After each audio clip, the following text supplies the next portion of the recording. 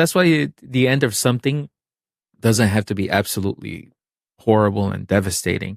It could also be a learning opportunity, an expansive opportunity to go, okay, this cycle is ending. This client is leaving. This relationship is ending. What did I learn from it? How can I be better for my kind of frustrated, disappointed, sad for the moments that I could have with this person, or I could have this and this experience. I could have called them more often. Suddenly it creates more of it's more the pain. I realize it's centered around my own emotion and less about.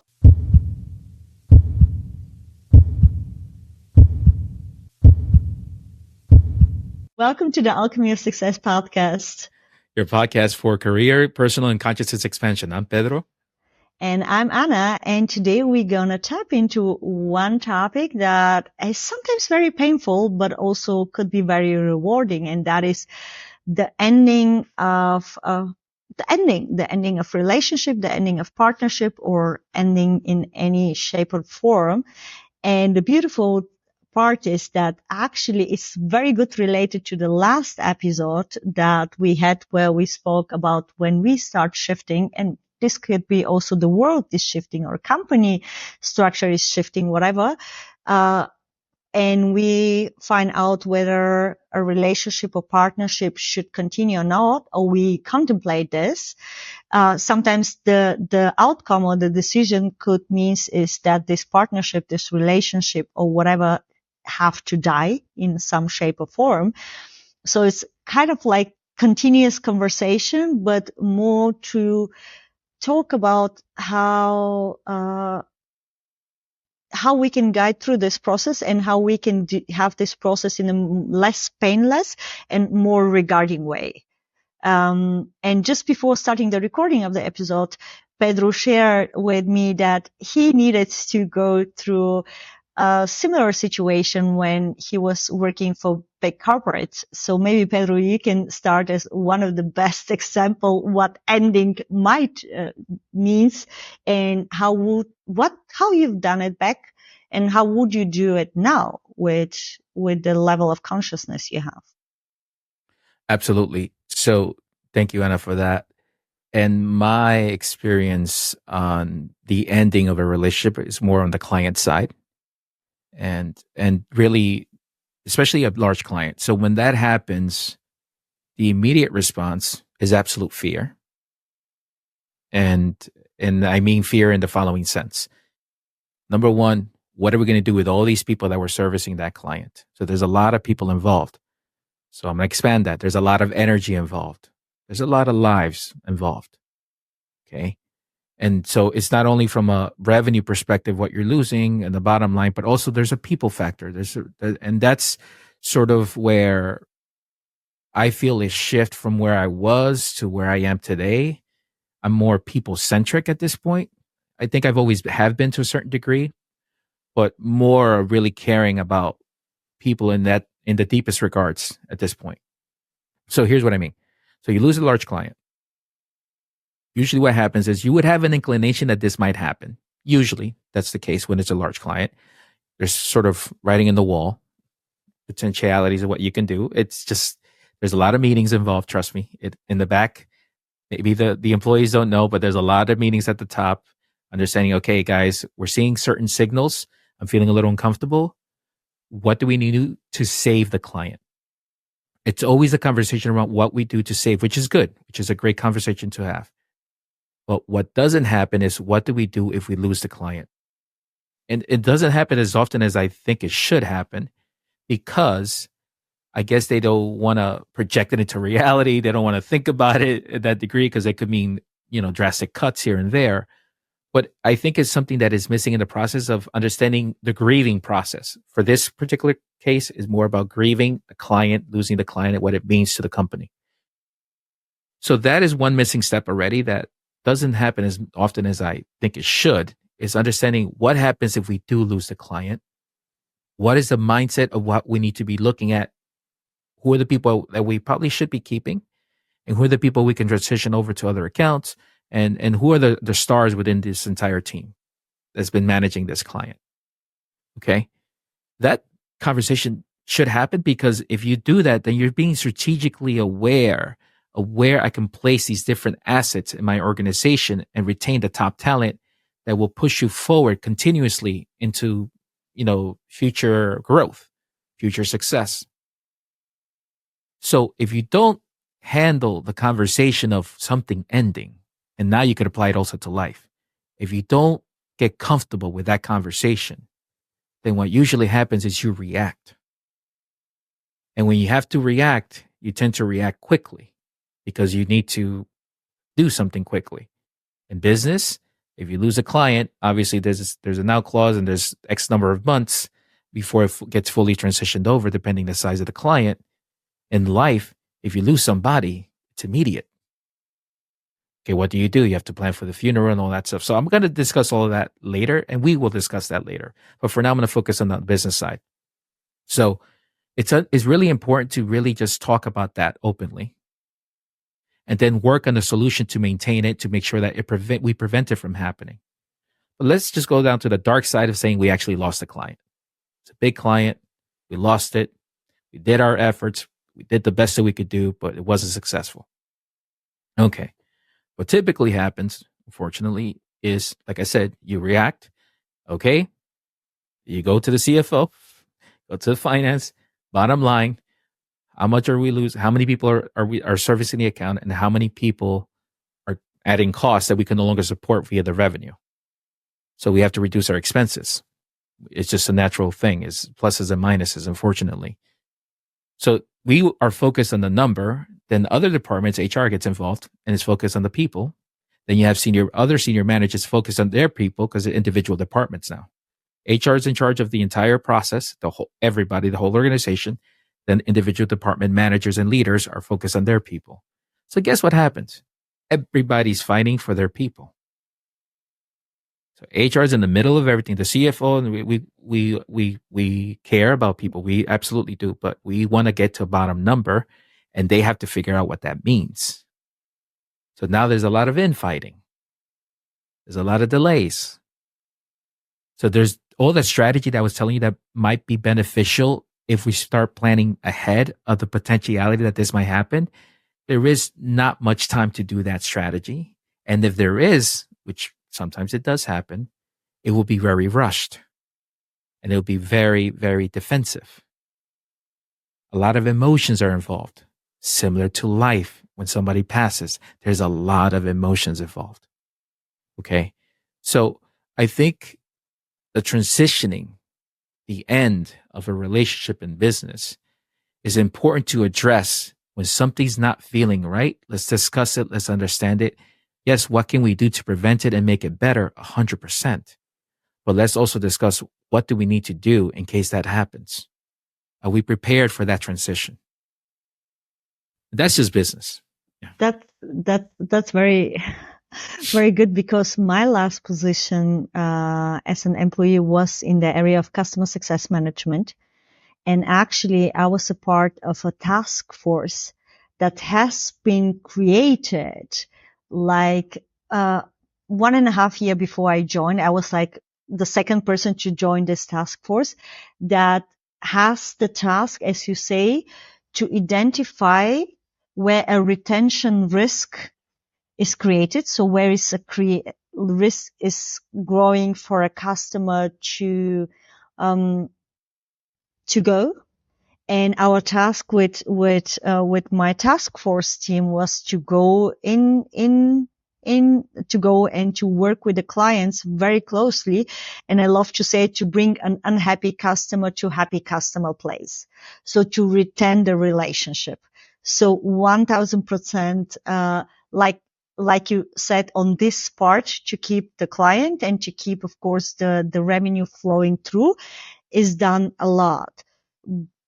I was on the other side also part of the well-being team, because this was during the whole challenging times, that the craziness started like 4 years ago.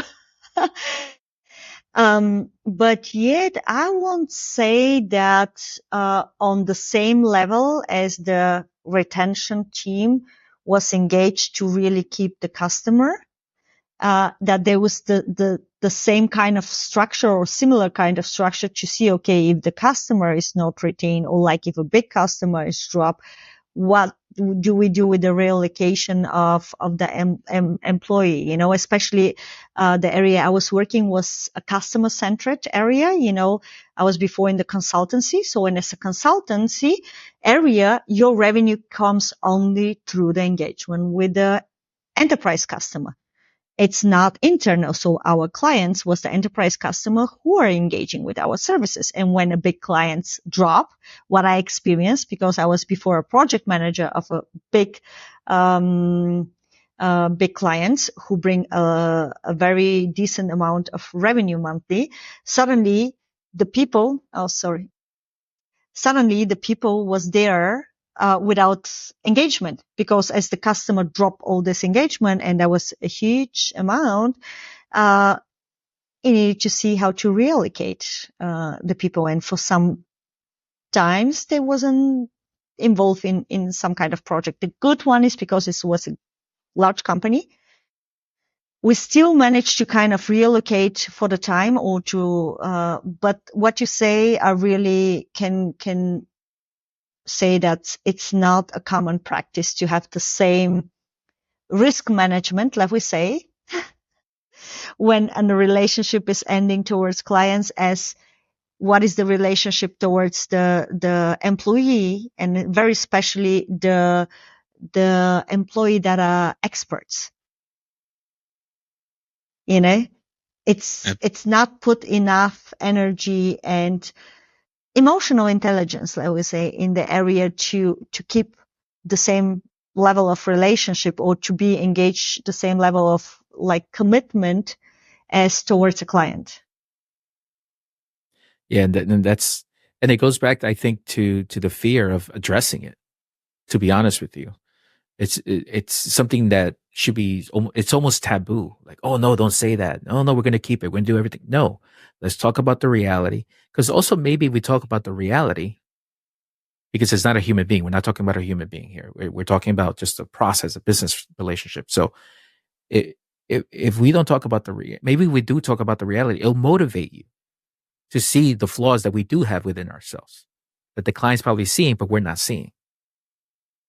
So when you face the dark truth of the inevitable potential end of the relationship, because all relationships end, it just depends on when, okay? But then let's see how we become better when it comes to business. How do we become better? How do we, by understanding the potentiality of, okay, if we lose a client, we're going to have these different assets. Wait a minute, am I using this person even appropriately? I just told this person that they are the greatest in the world, that they're so strategic, and they're not even they're not part of the strategy team. What the hell does that tell you? It forces things to come to light, to really reinforce you, to see how you're thinking, how you're using your people to the best of their abilities, right? So hopefully you don't have to get to that point to see this, but this is a potential outcome of facing the truth, the dark truth of what it might be. It forces you to think critically. It forces you to do it. Can we use this analogy that is coming now to my mind? So if we see like an ending of relationship, like we see the business relationship, and we're talking about personal relationship. In a personal relationship, in the most of the cases, is the one-on-one relationship. It's like one person is engaged with one other person. So when this relationship ends, it's like everything ends. So if you take the analogy, okay, like we say for this particular company, it's like the biggest client who brings the biggest revenue. That's sometimes, especially when small companies like start, they have like one main customer, and then they focus just there sometimes instead of expanding because of the capacity maybe they have, But if what you suggest is also to think about strategically how to be able to navigate such an ending regarding their resources, internal resources in the form of the employees. So can we see this as like the employers are kind of the resources that a company have? And me as an individual person, by ending a relationship with maybe an intimate partner, the resources that I have there are like my emotional intelligence. You know what I mean? So it's like, okay, you're nurturing your employee. It's like me nurturing my emotional intelligence and integrating my internal resources. So if a relationship ends, I know it's all about self-love. So that means when I can embody the self-love towards me and I have the compassion towards me, so I'm most probably to go way easier through a relationship ending. Instead, if I have made myself dependent on this relationship, if I kind of projected my whole value or my whole existence into this relationship. So that means when it's ended, it's like the words ended for me. It's like I'm bankrupt. Like what is for, the analogy Yes, that yes, I'm yes. just, Absolutely.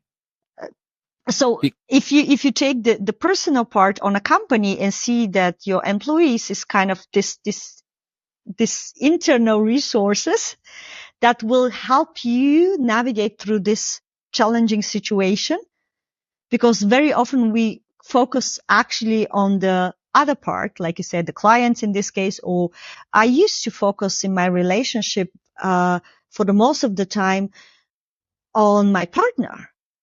Instead of focusing to understand myself, nurturing myself, now we circle back to the episode from the last week where we talk about personal development and realizing all other limiting beliefs or patterns that we're having. So when you go on this path, so because the most of the people, when we enter a relationship, we are not aware of all this stuff going on within us. So we project our expectation outside to our partner. And when this ends, it's like the world ends, like that, you know? Yeah, yeah, absolutely. Absolutely. That's a good analogy. And I'll add one even further as in regards to last episode as well, is if you think about it, what we said, it's important as you go through the self-development to really know who you are, your resources. So if you really know your internal resources, whether it's your emotions, whether it's in a business setting, okay, then you will know the ugly. Oh, You will yeah. know what's ugly. You know what you're doing wrong, what you need to work on. Right? Am I right or am I wrong? Oh, yes. And also, but on the other Yeah. side, and that was few episodes that we had before, was to learn instead of react to respond.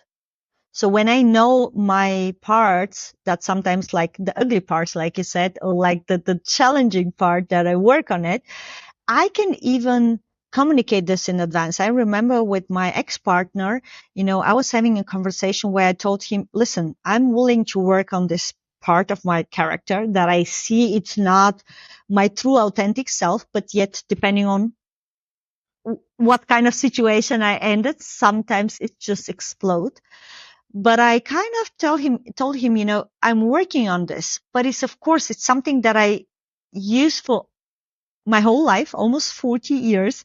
So now it needs, of course, a time to reintegrate for me and to get first the awareness so I'm able to change it. So please be gentle, or just understand that sometimes even if I react instead of respond, it's not personal. And the more I became aware, the more I can shift this pattern. But it's not always easy, So it's like, but by understanding and seeing it and being able, like you say, to work on this and to find a solution can help you save a relationship, or can help this separation in the relationship to be more sweet, to be more smooth, to be like in the service of the both of the parties. Mm-hmm. Absolutely. It makes you reflect. It makes you say this: how good am I really? Yeah, I know. So to use your financial terms. I'm telling you. So that's why the end of something doesn't have to be absolutely horrible and devastating. It could also be a learning opportunity, an expansive opportunity to go, okay, this cycle is ending. This client is leaving. This relationship is ending. what did I learn from it? How can I be better for my next relationship? Where are the things I need to improve on? Or what are the things I need to be better at seeing before it gets to this point? It's a learning opportunity. All the biggest challenges in our lives are learning opportunities, are data points to be better and smarter and more adapt into what we are bringing to this reality. So take that as a solace, if you will, that even though you go through some tough challenges, what did you learn from it? Or what did you receive from that, Or for what did you example? receive from it? I Yeah. remember, because I know, Pedro, you have less experience with relationship separation, as you're like more than 26 years, as far as I remember, with your beautiful wife. So it's like, wow, amazing. Nowadays, it's like you're like an example for me, like a light. Okay, this kind of love still exists. Um, but for example, I have done a few months ago actually a live about that, where I say how every relationship actually taught me more and more about myself and what kind of gifts I receive from this relationship, so I can be a better person in my next relationship. So I can be more authentic, the relationship can be more sustainable.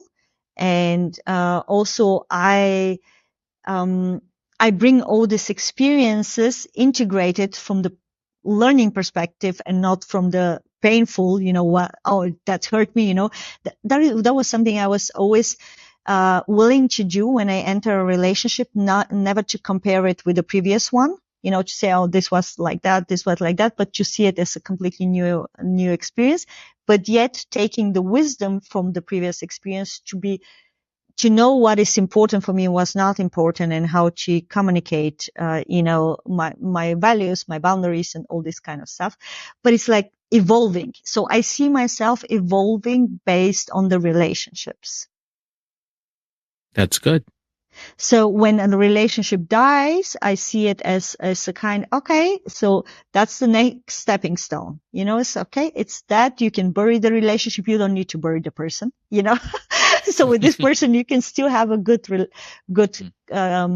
of another level relationship, or transform it, alchemize it. You can alchemize a loving relationship into a long-term friendship or whatever, you know.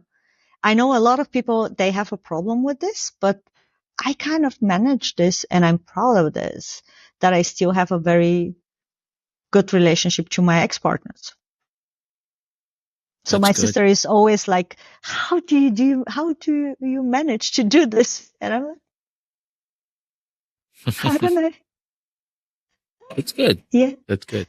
But when we talk about ending, because you have experienced yesterday actually a funeral, and I have a conversation with a friend of mine who lost her beloved cat, who was like kind of a child for her. And this is an area where we actually, like you said, sometimes happens very, very fast. Sometimes you have the indices, depending on whether it's like illness, but yet it's like, looks so final. You know what I mean? So like this relationship is kind of final. How to prepare about this kind of ending. And I think the most fears we have in our life are at the base fear of dying. If I fail, if I get bankrupt, it's like at the base is like this fear of dying, right? In some shape or Yes, form. absolutely. And so I guess what you're asking is, how do we prepare ourselves so we're not scared of dying? I Or think we are that's also able to cope when such an ending someone dies. happens. Exactly. Yeah, that's absolutely. And it's different scenarios. So let's talk about the person that's going through the process. And this is very personal. This is very individual to the whoever's listening to this or seeing this in YouTube. So honor your own process of what that is. If you're unfortunately, and I really don't wish this on anybody, if you're in the process of going through something horrendous, I can never speak out of personal experience because I've never had such an experience within myself, within my body. So All I ask you, if you're listening to this, don't lose hope from the sense of don't make everything seem so final. From a more deeper spiritual perspective, and whatever you follow, really whatever you follow, whatever religion, whatever you allows you to connect yourself, because this is now very, very personal and spiritual, and because something is inside of you. Okay. Please don't make it so final in your mind that this is everything and that's it. There's nothing else beyond that. Just go back to whatever you follow and allow yourself to expand that. Even if you don't believe in reincarnation, you don't believe in any of that stuff, that's fine. But know that your emotions, the process that you're going through, if you believe you're not coming back, that's fine. But the people that are remaining, just want you to be in less pain, just want you to be in a very calming, self-forgiving, less judgmental, feeling no guilt, and allowing you to be just peaceful. The people that remain just want you to be peaceful. You just want you to be at peace with whatever you're transitioning to. Okay? So they just want you to be at peace. So how you're thinking about this, if you don't believe in reincarnation, that's fine, is try to be at peace with the fact that you are surrounded by people that do love you. You're surrounded by people that care about you. You're surrounded by people that it could be a person from work, a good colleague, but you're surrounded by connections. There's people in your life that do care about you, that do love you, and just fall into that love, fall into that acknowledgement that you have that within you and you're surrounded by it externally as well. And that doesn't matter what religion you are. It's just acknowledging the reality of who's around you and acknowledging how you feel inside and just be at peace. May that bring peace to you. I guess that's the best way I could say it. May that bring peace to you because, I feel for people that are going through that process. It's heartbreaking. It's absolutely heartbreaking to see people go through that process of the eventuality of death. And that's why a lot of people go back to what they're used to, their spiritual upbringing, whatever religion, whatever they're accustomed to believing, including atheists, whatever they believe, it doesn't matter. But just fall in something that you cannot deny, which is who is around you and how do you feel? And if you feel broken, if you feel scared, may that change to something that accepting that you do have love within yourself and there are people that do love you.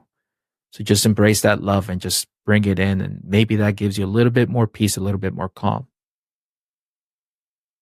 But don't worry about those that stay behind, and don't worry about missing the connection because they'll always be with you in your heart, and you'll always be with them in their hearts.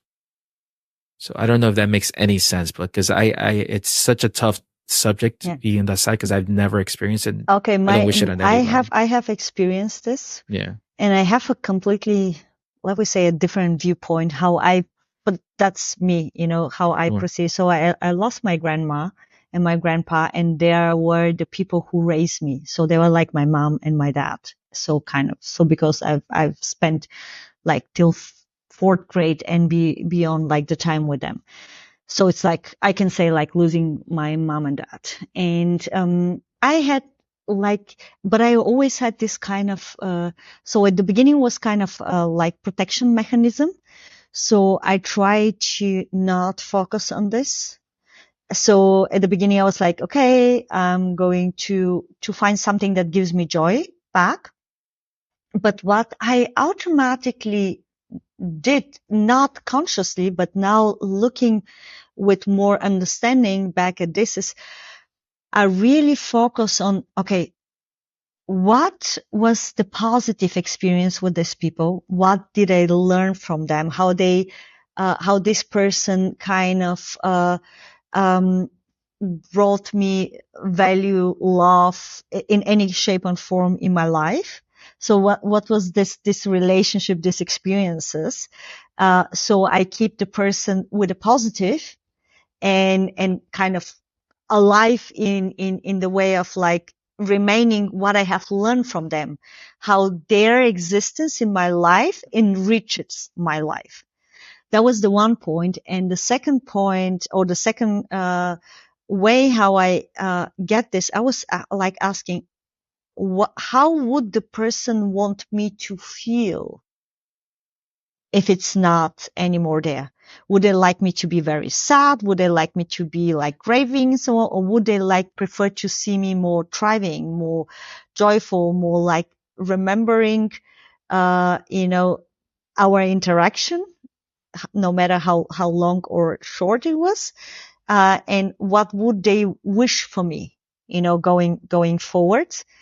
So that was kind of the way how I cope with this situation, and, for example, my grandma died one day before I was supposed to fly back home.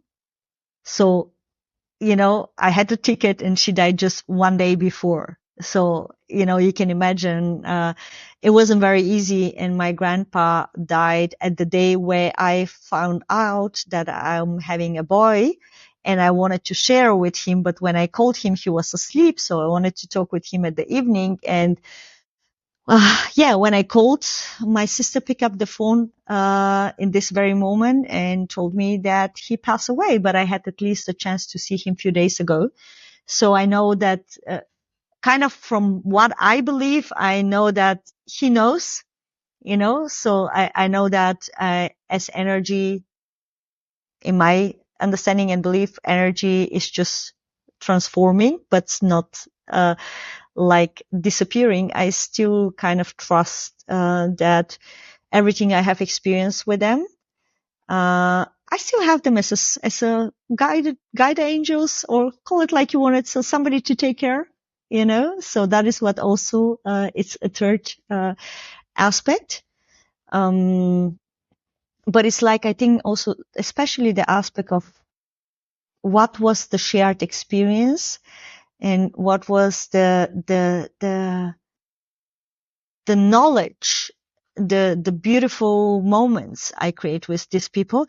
And exactly, that was very important. I realize I'm not sad because this person is dead, because the person doesn't feel any pain, is gone.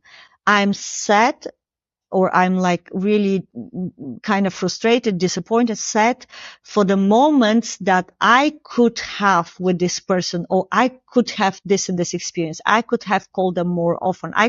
Suddenly it creates more of a like a, it's more the pain. I realize it's centered around my own emotion and less about the fact that the person is gone, because if we are really rough, honest, when the person is gone, this person has no suffer. This person has, they don't have any problem with that they are gone. You know what I mean? But it's like me who have this sadness within me for the missed moments that I could have created with them, or that I could have experienced with them, or the guilt, depending on how good was the relationship, how often you meet with somebody, So it was actually very egocentric. You understand? Mm-hmm. And I don't want to say that is, for everybody who is going through this situation, I don't want to say that is bad or good, or I don't want to play the pain down. Of course, I was completely in pain and like kind of course, going through this process. But when I realized that it's about me and it's not about the person, because the person who's gone, he or she doesn't have any, suffering, any pain. Actually, to some point, both of my grandparents was sick. So for them was kind of release because they were suffering the last few months. You understand what I mean? Yeah, I do. Yeah, because it's like I'm a firm believer that the people that are suffering the most are the people that are left behind. So how do you handle that? How do you handle the transition? And that's what you're actually pointing out to our viewers and our listeners. So how did you handle the transition of your grandparents? And so I would like to now talk about also, how do you have your mindset now as you're listening to this? How do you prepare your mindset and your beliefs into being at ease with your self transitioning? Oh, this was something. So I can tell you till 2021, I wasn't willing to face this topic at all. And I was like, oh yeah, it's like not me, like not talk about that. But I came across a book. It's called Conversation with God from Neil Donald Walsh. And I'm Neil Donald Walsh. And I've never been the kind of religious person. So yeah, I'm like, um, my family is kind of like Greek Orthodox Christian, but none of us is like really going into the church and like really into religious at all. So none of these topics. I grew up with a different curiosity in different kind of teachings like Egyptian mythology, Greek mythology, where it's more, but never really go deep into the religion part. And 2021, when I came first time to Dubai, and what's actually very interesting, that happens exactly 3 years ago at the same time. Now we are recording it in June. And I actually started reading this book in June 2021. So I came across this book. No, I listened it. Sorry, because I had at home the book, but I didn't take it with me. So I started listening the audiobook. And this book is called to be a channeled book, so you can take it or live it, believe in this or not. But for me, it's like, doesn't matter whether I believe in this or not. I just check what is the insight, what are the wisdom share. And if it's resonate with me, I take it. Or at least if it's resonate to the fact that I say, oh, if I believe in this, it helps me to have more ease and light in my days. Doesn't matter whether it's true or not, but if it helps me to go with more ease and light through my days, I pick to believe in it. You know what I mean? So that is how I do it for myself. So I read this Conversation with God, a listen.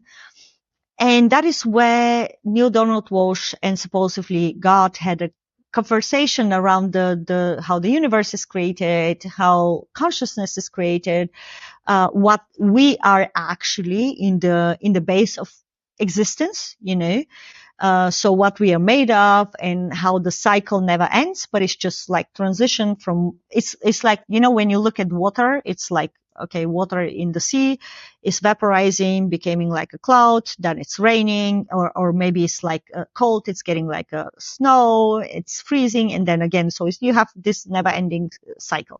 So, and in this kind of way, explain that how we're not like body, we're not human. When we die, we're just gone, but it's like we are a soul or spirit. You can just pick one word or another that have a human experience.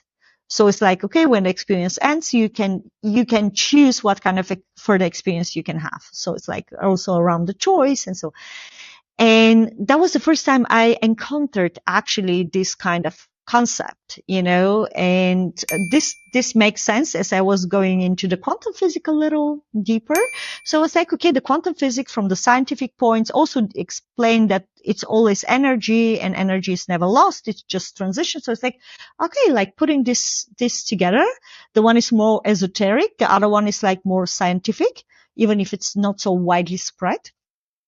But I like to kind of use it. And by understanding this for me, or taking it as a knowing, I would say the beginning was belief, but now for me it's kind of knowing. That is the level it's for me integrated. I understood, okay, I don't need to be afraid, because if nothing ends, and I can tell you, Pedro, when I was a child, I was wishing the life to be endless. When I wasn't aware, but I remember when I was reading this book. And then when I read this book, I started to be afraid of the unendless of the existence, because I'm like, okay, I'm now going through this phase of conscious expansion, and I come back like few millions years maybe again. I don't want. So actually I started to be actually, this concept of endless, it's like, I don't know whether it's but I really like to experience it or not. So but that's a completely other topic. But understanding this, I was like, okay, I don't need to be afraid. And I don't say that there is no moment. Sometimes when I think about, okay, what if something happens that I don't get this human experience of like, oh my God, how painful can be some death or whatever, ending. It's not that I'm completely, how do you say, freed from this emotion or thoughts. But even if they come, I'm like, okay, inhale, exhale, even if it's a painful moment, even if it's just like, I just, say it's just a moment in time, and then it's all good. Mm-hmm. You know? Yeah, absolutely. And to add to that, it's the number one thing that people, when they're ready to transition, the number one thing that comes up consistently is they regret what they didn't do, what they didn't say. That's the number one thing, what they didn't do. So that kind of stuck to me because I found out a while ago. So I decided consciously to live my life to the fullest every day. And I don't mean being crazy but I mean, here's what I mean. To die. Yeah. And Anna should know this because I do this to her too. So I'm going to explain what I do to her. I express whoever is within me, whoever is my friend, whoever is my wife, my family. They know exactly how I feel about them. They know exactly how I feel. They know that I care about them. They know this. They never question it. So should something happen to me tomorrow, they know exactly how I felt about it. So that means if you find somebody shitty, you just spit it in the face and say, I don't like you, with the fullest consciousness. No, I just let it go. It doesn't matter. There's no need for me to leave that energy to that person, but I just let it go. That's the second piece. But for me, it's living the day of knowing, expressing how I feel about them. Do I care about them? I express that I care about them. Do I love them? I express that I love them. That I'm there for them. It doesn't go a day that they don't know how I feel about them. Period. So I no longer have regrets, but more importantly, if I pass, that person will know exactly what has been said and how I feel. So they will no longer have to mourn me. They just focus on the memories, the celebration of what we've been to, all the good stuff. Because there's no, I wonder how he felt when we had this fight. Oh, I wonder how, I feel regret for not telling. No, don't worry about it. I will exactly express to you. So you could be at peace. Because you are Because aware. when I'm dead, I'm dead. But what's going to happen to you? Mm-hmm. So it's regrets on both sides. I'm dying, and then you're the one staying behind. I don't want to leave that with you. That's a beautiful gift to. The second thing is, my God, forgive and let go of your guilt. Let go of everything because it doesn't serve you. It just makes you, it could even make you sick. So it could be aiding to your process of going to the other side is you have all these emotions bottled up. Please allow yourself to release them. You have to release them because that is also something you're going to take with you as you go through the process of transitioning. And it surfaces when you're in the process of transitioning.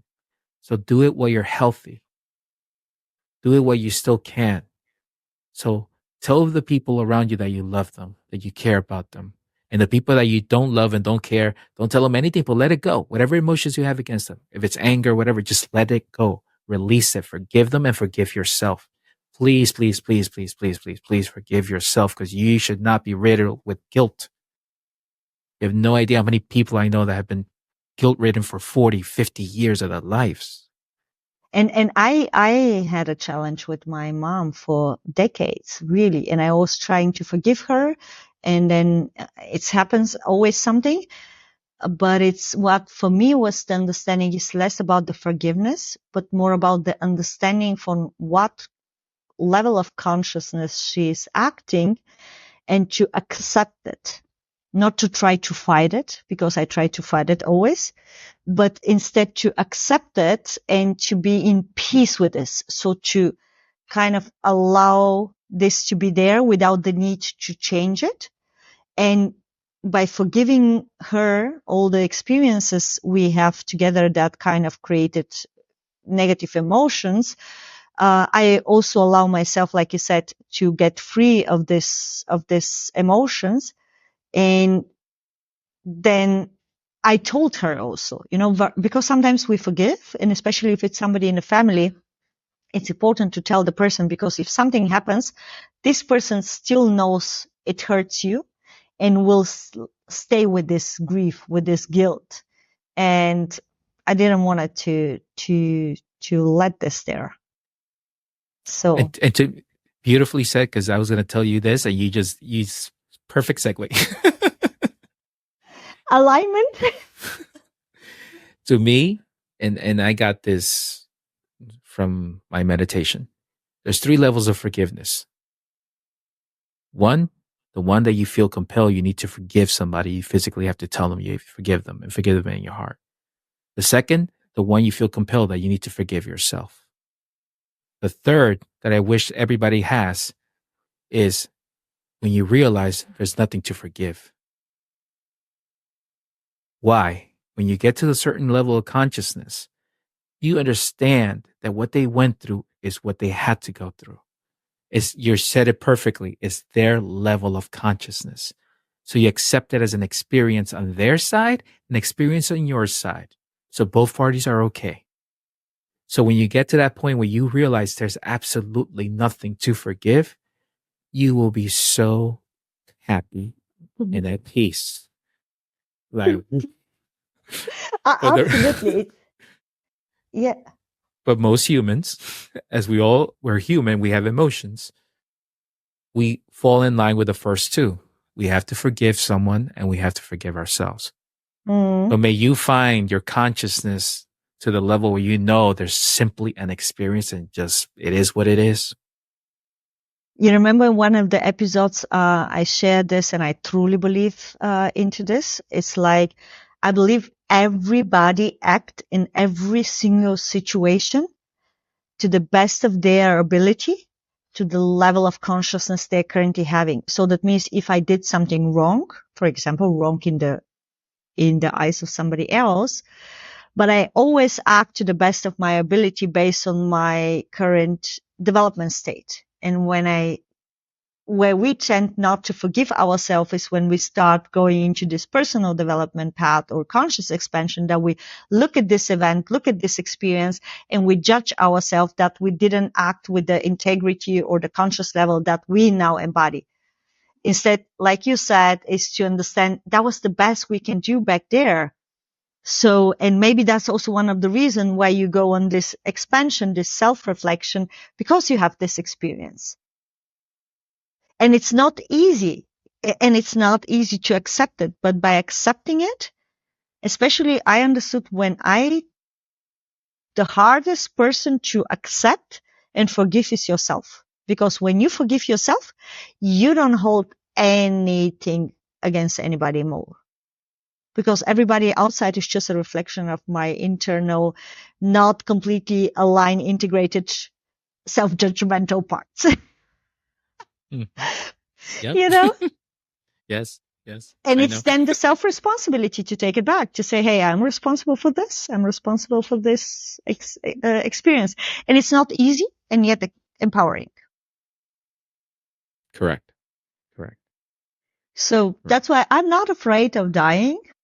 And yet, of course, I think one of the areas where I still have a little challenges around my child, because I'm saying how I don't want, if this something happens for him to have this struggle. But like you said, I really send him as often as I can, like voice message or video calls, when I'm not around him, to tell him how proud I am of him, how much I love him, and that no matter what happens with me, I'm always there for him. So like for me, like you said, for him to know without doubt my emotions, my love towards him, and how important he is, and that I know that no matter what happens, he's able to cope with the situation.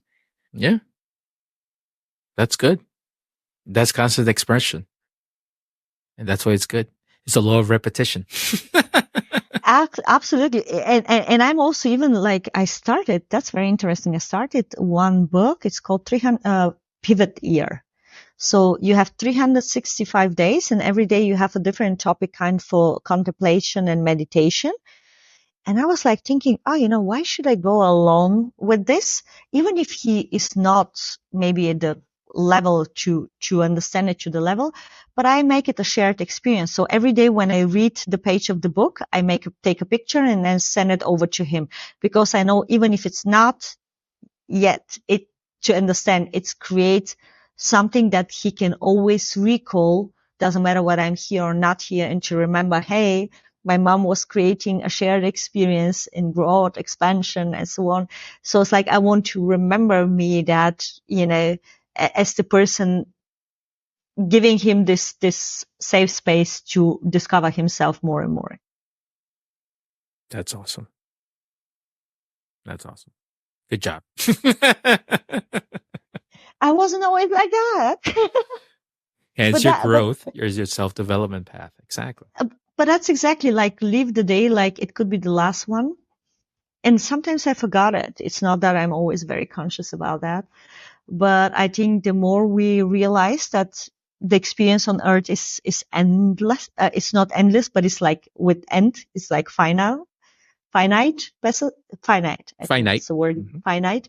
So when we accept that it's a finite experience, no matter whether you believe that there is something beyond or not, to create more, daily experience or small experience that create this kind of more connection with the people you love and create more beautiful, memorable moments. So that means when the person thinks about you and me, when we are not anymore here, it's remember and knows that we always teach them not to be afraid of this finite experience here. Exactly. There's nothing to be scared of. Yeah. And I think we covered, we can of course go in different directions. Sometimes we have also the topic how to enter a relationship within a family, what is a little challenging also. Not just loving relationships, sometimes is also needed. But I think just by taking the topics around forgiveness or understanding, actually you can understand someone from your family and yet you can decide to go in a separate paths. So it doesn't mean that when you understand and you can put yourself into the shoes of the other one, you need to feel forced to keep the connection with the person if it's not nurturing for you. So it's always you on your first place, but not from egocentric place of thinking, but more about like self-realization, self-love, self-acceptance, and really conscious expansion. And sometimes to cut a relationship is the best gift we can give to somebody. Because if we're not the best fit for this person, doesn't matter whether it's a business relationship, doesn't matter whether it's a loving relationship, doesn't matter whether it's in the family and so on, we can actually give them a gift where they can grow and expand and find a better relationship or find a better relationship towards themselves by going through this painful moment. Because that is how we grow the most. So don't be afraid of ending, because the pain of the ending is actually the best acceleration that you can have for expansion and growth and coming more to your authentic self and self-love and self-realization. Don't be afraid. Don't be afraid to die in order to be reborn. So with all this said, I hope you have a beautiful ending. Not that I wish you to have, but when you need to encounter some kind of ending, to be better prepared and to activate your inner resources to go through this phase. And wish you a wonderful week. Bye-bye. Bye. Thanks for watching. Click on one of the videos below and don't forget to like and subscribe.